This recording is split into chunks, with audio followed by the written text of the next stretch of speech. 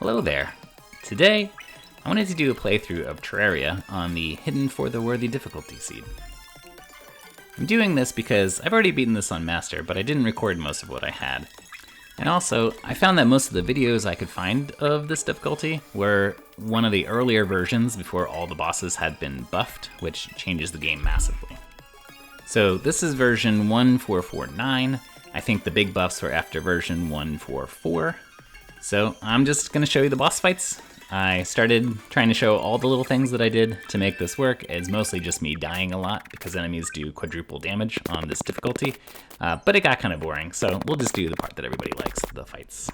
However, I'll show you all of the attempts that I had at these bosses so you can get an idea of how difficult this was. We're starting out, of course, with the Eye of Cthulhu. Just know that for basically all these fights, I've done a bunch of fishing and herb farming in order to have all the potions that I need. And in most cases, I've tried to sort of sequence break and get the best gear that I could possibly have at this stage of the game. It is necessary for this difficulty level. So anyway, here's Eye of Cthulhu. I think the major differences in For the Worthy is he spawns more of the tiny eyes, even in the first phase, and in phase 2, he'll even kind of go off to the side and then spawn a bunch of them and then get back to chasing after you. Other than that, he just has more health and he seems to be faster.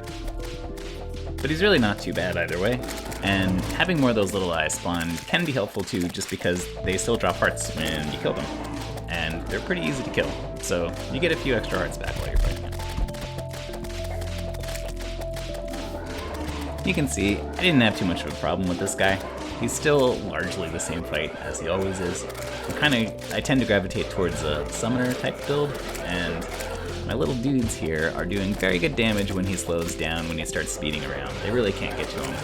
It just takes a little extra time to get him down at the end, but nothing too bad, and they do kill him on their own at the end.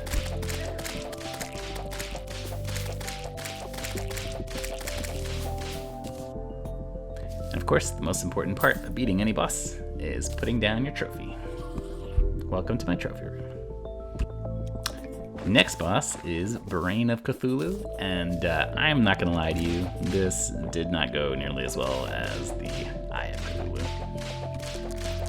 I think the major difference is these little eyes, I'm used to them just sort of stopping dead in their tracks every time you touch them, and these ones are faster and they're going around me a little more, and the brain itself keeps sort of teleporting right on top of me. So I tried again to see if it was just a fluke. What I noticed was I got hit a lot trying to go over top of these eyes. I just wasn't gaining much vertical height very quickly, and they were rising up towards me. And that tended to be a couple hits from there. You can see, and I'm taking 150 hit points or so per hit. Also, this whip is pretty darn slow at killing these things. They really, even for this difficulty, they don't have that much hit points. But half of what the whip does is poison things, so that, damage slowly ticks over time and that my minions attack more quickly. But these minions can only attack one thing at a time, and so I barely made any progress there. This time though, I changed up my accessories a little bit. I had this balloon to get a higher jump height, and I think I did the frog feat so that my vertical acceleration is quicker. And yeah, I kind of did a better job of escaping things as I was traveling vertically. But the arena is really just so confined, there's hardly any room to dodge, and between the boss and the minions, they could take up a lot of space. However, there is one advantage that this boss has that almost no other boss has in this game, and that's that you don't actually have to kill it to get the crafting materials you need. Now before this attempt, I was able to get enough of those tissue samples that I needed to craft a nightmare pickaxe, which let me go into hell and mine hellstone.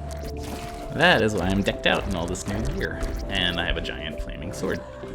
Watch as I easily kill this guy now.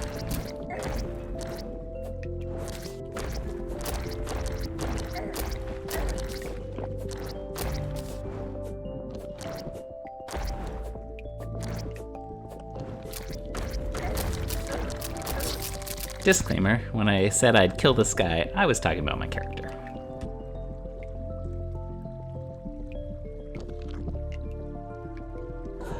Attempt number 2, I did so much better, but I still couldn't finish killing these little guys. I only had like 6 of them left. So as I always say, when the going gets tough, the tough find an easier boss to fight to make themselves feel better. Watch as I pwn this noob. Technically, in terms of progression, the King Slime should be even before the Eye of Cthulhu. It's kind of an optional boss. I usually don't fight him unless I need his slime mount for some reason. But in this playthrough, I was trying to be completionist about it, and it really was nice to not die for once.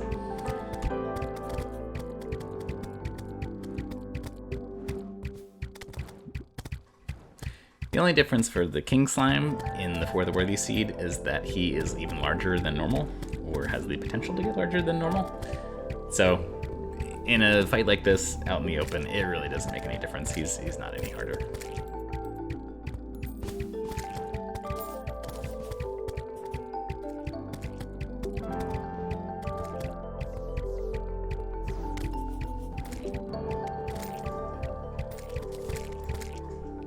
GG, that's trophy number 2. And in order to give myself a little bit more of a reprieve from fighting the brain, I thought it was time to have a shot at the Queen Bee.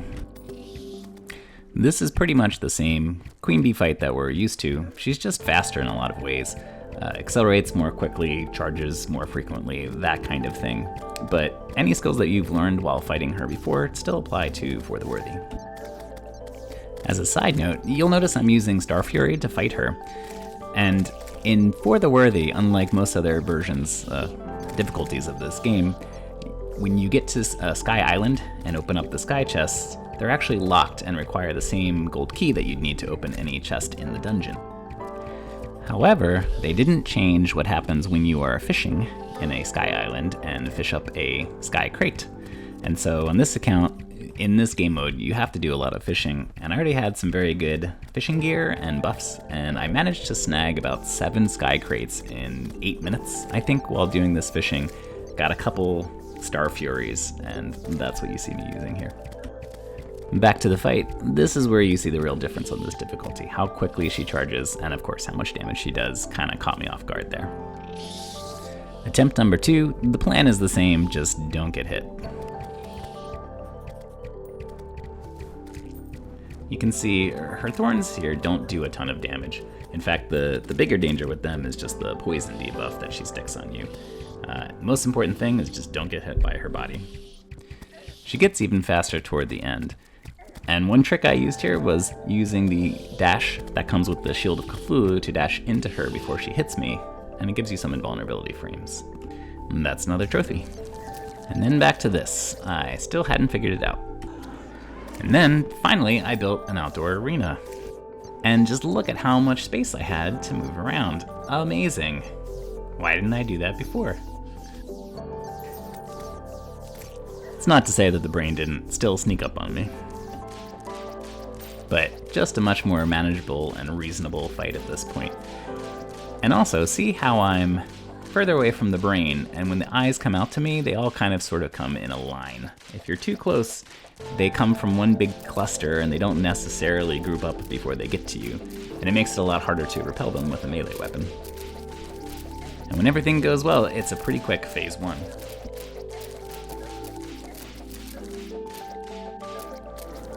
But if you haven't fought the brain on this seed, this is the part that was pretty confusing to me. I can tell which brain is the right brain because it's the only one that's poisoned and on fire every time it spawns. But then he did something a little unexpected. Hey, come back! This is what I look like when I'm in disbelief. Just whipping at nothing and crying. Next time, I understood why I couldn't go out of the arena too much, because just above some height, he will despawn. And I built myself an extra little safety guard that I never really approached because I was so paranoid. But it's down there, and it might have saved me from him despawning again if I, for some reason, forgot to keep myself up by grappling onto these platforms. And now this becomes by far the easiest part of the fight.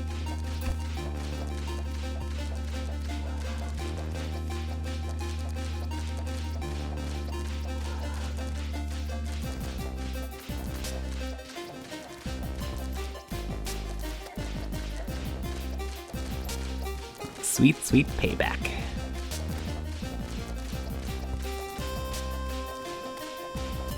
Good game. And another trophy for my collection. Now, on to Skeletron. My entire reason for beating this guy is, of course, to get into the dungeon, but I've been watching how I've fought, and I get knocked around a lot. And getting knocked around usually leads to getting hit even more, and sometimes you go from full life to nothing extremely quickly. And I placed some honey in the arena here, and it seems like a good idea because you touch it once and you get 30 hit points back, regened, over the next 30 seconds. However, there's also a pattern here where almost every time I go for the honey, I end up getting hit by something else, and taking a single hit from anything more than negates anything the honey was ever going to do for them. And I never really figured out how his hands work, but they sure did slap me. While waiting for nighttime to fall again so I could have another go at Skeletron, I decided to take on Dilligence. And I'm most certainly overgeared at this point, but I also didn't really understand how he worked, so it was a bit of a learning process. What I discovered was I should have had my little platform lower down so that I could have hit him more. Because of the distance I was at, I really had to be directly above him for him to not be invulnerable here. And luckily, his attacks did so little damage that I really had a lot of room for error, and eventually got through it. The hardest part about it was just keeping it up for so long, and this becomes a very long fight.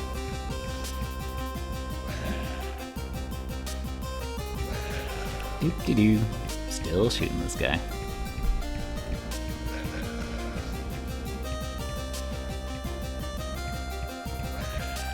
Oh hey, the sun's going down and he's getting closer to dying.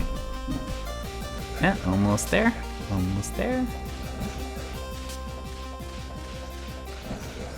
And dead. Yay. Time to do that thing. Next, I do something that some people might consider cheating. I don't really think it's cheating, but the other boss relic that you can get from a corruption world is just about as good as the one that you get from a crimson world. So at some point, I usually create another world with the same exact settings and go fight the Eater of Worlds. And this time I thought, hey, I learned something from fighting the Brain. You know, everything's better if you're outside. You get a lot more room that way. I better do the same thing with this guy. I did my traditional bomb start to try to get a head start and get up to the surface before he could spawn. Oh hey, he caught up to me already. Splendid. First, everything was okay, but he was shooting an awful lot of these little slime things at me, and I wasn't used to this. I don't recall ever fighting him when I did my last For the Worthy playthrough. And then it was a real noob move to get caught in between him looping around. He is way longer in For the Worthy than he is normally. And for my next attempt, not much was really different. Still getting shot a ton. I escaped him that time. Didn't do me a whole lot of good though.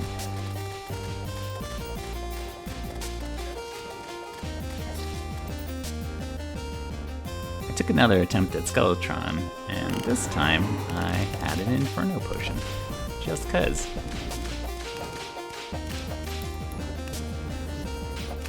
And it still looks like I'm not doing any damage to him, but there's this mechanic for Skeletron where the head has a certain amount of armor until both of the hands are defeated, and then suddenly the armor on the head drops a bunch and you can't actually do damage.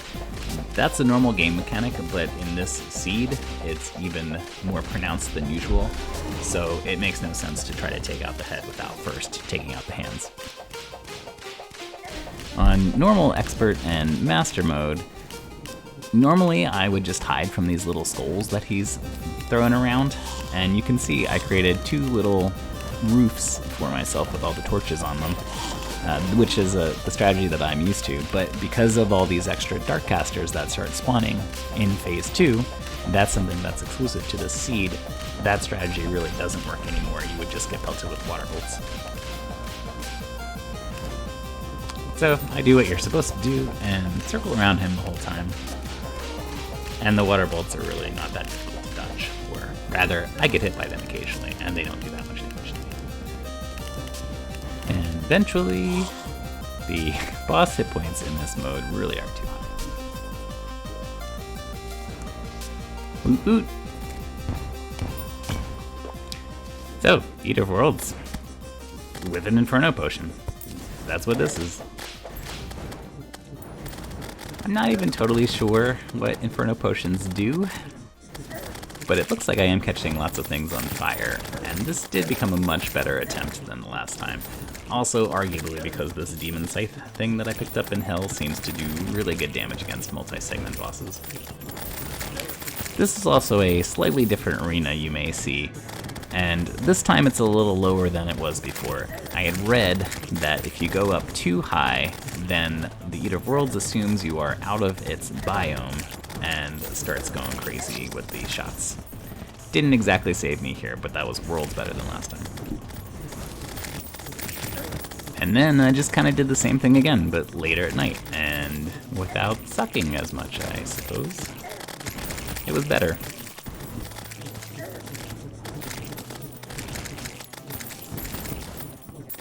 Do you know what I appreciate about this fight? It takes about a minute, one way or the other. One person comes out alive, the other person doesn't come out at all, but you know very quickly. And it's just that easy, folks. 1/3 of the time, it works every time. And that's 7 bosses down. And finally, it is time for the boss that I fear the most. This boss, when I did a playthrough on an easier difficulty, gave me the most trouble of anything else. There's a few reasons why Wall of Flesh is different from every other boss in this game. First, it comes at the end of normal difficulty, so you can no longer be overgeared for this fight. You're sort of at end game gear, at least for this difficulty mode. Secondly, it's really tough to build an arena for Wall of Flesh because he moves so far. So any arena you create has to take up a sizable chunk of the underworld. And then finally, on For the Worthy, and maybe just Master Mode in general, he travels so quickly towards the end of the fight that you really are on a strict damage timer. You can't just dodge really well and eventually make your way through the fight and get down through this giant HP bar. So my strategy was to use the golf cart to get pretty good movement speed, and then use all of my other accessory slots to take off the boots and everything else, and just use them for pure damage so I could kill this guy quickly enough. It seemed okay at first, but really was not working. This is me trying over and over again, different weapons every time, seeing if one of these strategies was better than the others. In For the Worthy, you'll notice that the eyes on Wall of Flesh are very small, but those are the only places where there's hitboxes. And much of the time, they're very spread out, so that you can only hit maybe one of them at a time. So I did a bunch of experimenting to try to figure out how to get the eyes to all group up so I could hit them better. And then this Knight's Edge that I'm using, it looks like is the best weapon available at this stage in the game for hitting multiple of the eyes all at once. It does phenomenal damage, and the range on it seems problematic, but you don't really have any other choices. So this attempt that I'm showing right here, you notice I'm not even really buffed up. This is once again another trial run. That's what all those other clips I was showing. And it looked like I was doing a good job of getting all the eyes to stay above this thing and pretty grouped up so I could hit them all. And this was pretty promising. This was still not a very good run, and the bottom eye keeps dropping below the surface, and I thought that just having 2 blocks of thickness will prevent that. It looks like at least 3 is really what's kind of needed here. But building this much arena, especially a 3-tile thick block, making sure that there's nothing overhead that's coming down too low and pushing everything down, is super annoying and time consuming. So I just gave in and cheesed it. I found a video online by a guy named MrSephy, and I'll link to it, who showed this design. I took his exact spacing of everything, and the amazing part about it, you see, is that the laser eyes have their own compartments with solid walls in between that they can't shoot through. But my sword can hit all of them at the same time, and it damages them amazingly quickly. And I was prepared to extend this thing as far as it needed to go so that I could finally kill Wall of Flesh. But I ran out of the middle section there and decided to just keep fighting on the ground. I'd made at least this part much longer and gave myself plenty of room to fight. And you can see it turned into really a kind of a brain-dead fight, and one that was over pretty quickly.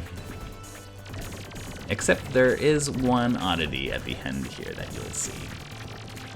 So it's down to the wire, it's almost dead, he's catching up to me, and this happens. So I took 278, that's the rest of my life, I'm dead, that's fine. But look at this 440 damage on the wall of flesh. I can't do 440 damage with any kind of hit. I think I can do in the hundreds, like 150 with my sword.